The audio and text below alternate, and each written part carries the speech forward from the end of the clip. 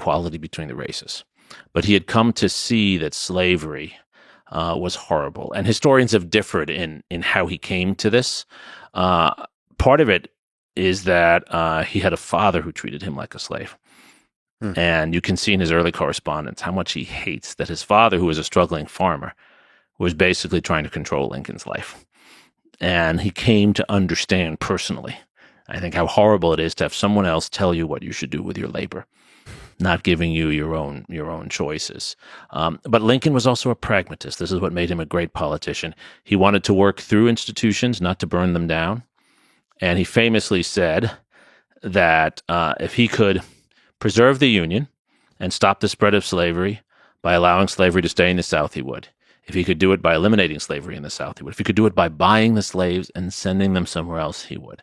His main goal, what he ran on, was that the new territories west of Illinois, that they would be areas for free, poor, white men like him, not slavery.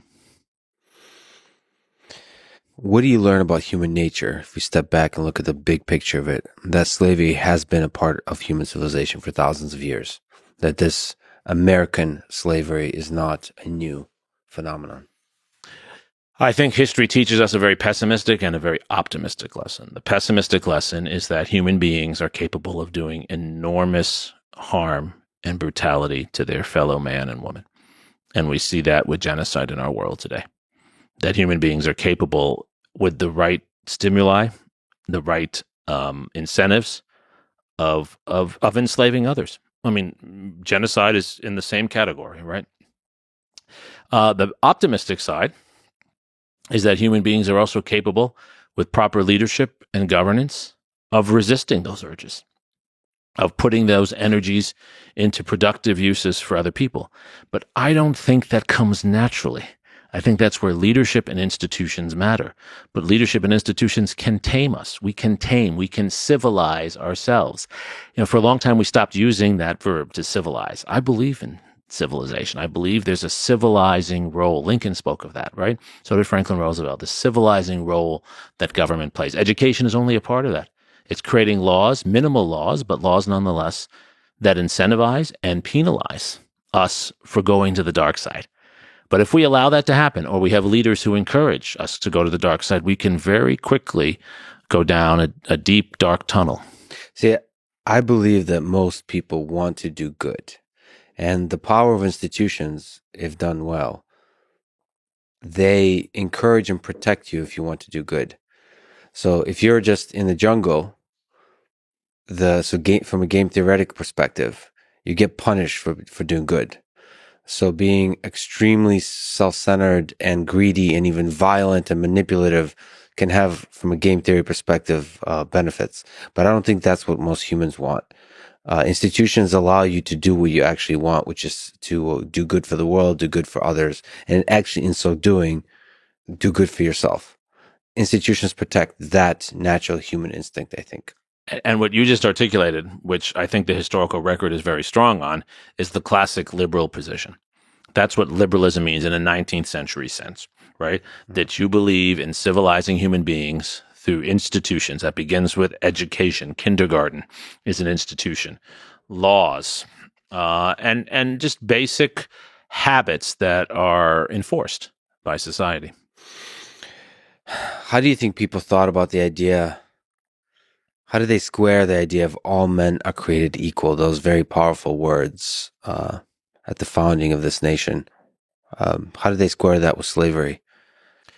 For many Americans, saying all men were created equal required slavery, because it meant that the equality of white people was dependent upon others doing the work for us, in the way some people view animal labor today. And maybe in 50 years, we'll see that as a contradiction. But the notion among many Americans in the 17th, 18th century, and this would also be true for those in other societies, was that equality for white men meant that you had access to the labor of others that would allow you to equalize other differences. So you could produce enough food so your family could live equally well nourished as other families because you had slaves on the land doing the farming for you. This is Thomas Jefferson's world. So it's like Animal Farm. All animals are equal, but some are more equal than others. That's right. And I think that's still the way people view things, Yeah. right? I don't know if that's a liberal position or it's just a human position that all humans have equal value, just on the basic level of of humanity. But do we really believe that? We want to. I don't know I don't know if our society really believes that yet. And I don't know exactly. I mean, it's super complicated, of course.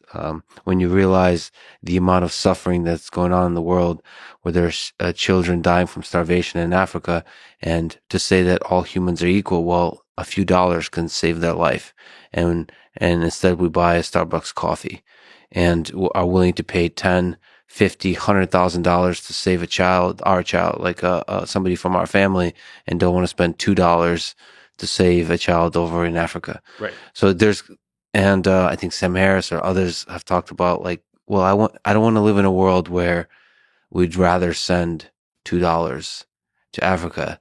There's something deeply human about saving those that are really close to you, the ones we love. So that like hypocrisy that seems to go at tension with the basic ethics of alleviating suffering in the world, that's also really human. That's also part of this ideal of all men are created equal. It's a complicated, messy world ethically. It is, but I mean, I think at least the way I think about it is, so what are the things even within our own society where we choose to do something with our resources that actually doesn't help the lives of many people? So Yeah. we invest in all kinds of things that are often because someone is lobbying for them. This happens on both sides of the aisle. This is not a political statement, right? Rather than saying, if we invested a little more of our money, really a little more, we could make sure every child in this country had decent health care. We can make sure every child in this country had what they needed to start life healthy.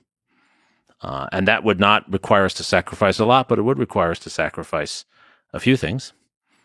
Yeah, so there's a balance there. And I also noticed the passive aggressive statement you're making about how I'm spending my money. Well, me too. Spending it a little more wisely. I like to eat nice meals at nice restaurants, so I'm as guilty of this as you are.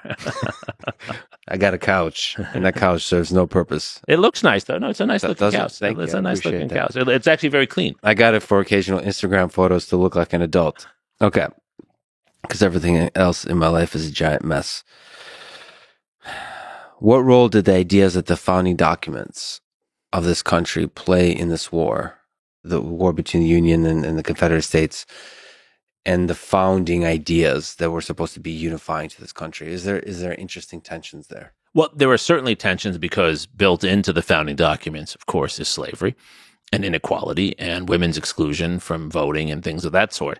But the real brilliance of Abraham Lincoln is to build on the brilliance of the founders and turn the Union position into the defense of the core ideas of the country. So the Confederacy is defending one idea, the idea of slavery. Lincoln takes the basket of all the deeper ideas and puts them together. Three things the war is about for Lincoln, and this is why his speeches still resonate with us today. Every time I'm in Washington, I go to the Lincoln Memorial. It's the best memorial, best monument, I think, in the world, actually. And there are always people there reading the Gettysburg Address and the second inaugural. Lincoln had 2 years of education, yet he found the words to describe what our country was about better than anyone. And it's because he went back to these founding values, three values. We already talked about one, freedom. And freedom is actually complex, but it's also simple. The simple Lincoln definition is that freedom is the right of each person to work for himself or herself, which is to say, it doesn't mean you own your own company, but it means you control your labor. And no one can tell you have to work for a certain wage. You might not have a job, but you decide. You decide, right? You can see where that comes from his own background as a poor man, right? So freedom is the control of your own labor. Second, democracy. Government of the people, by the people, for the people. The government is to serve the people, is to come from the people. And then the third point, justice and helping all human beings. He, at the end of his life, as the Civil War is ending, he never declares that the South should be punished. His argument is that we shouldn't apologize for their misdeeds, but that all should be part of this future. He's not arguing for consensus. He's arguing for a society where everyone has a stake going forward. So justice, democracy,